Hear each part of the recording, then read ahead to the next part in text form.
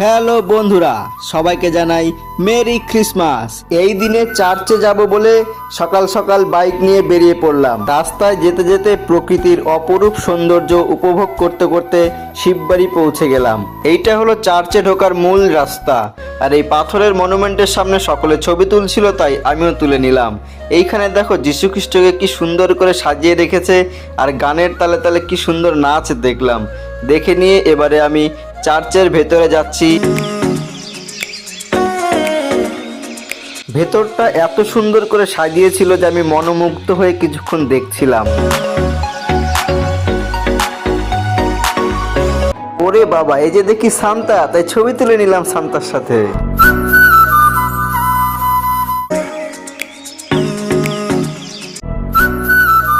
তো বন্ধুরা, তোমরা কারা কারা এই মেলাতে এসেছিলে কমেন্ট করে জানাও। আর দেখা হচ্ছে পরবর্তী ভিডিও।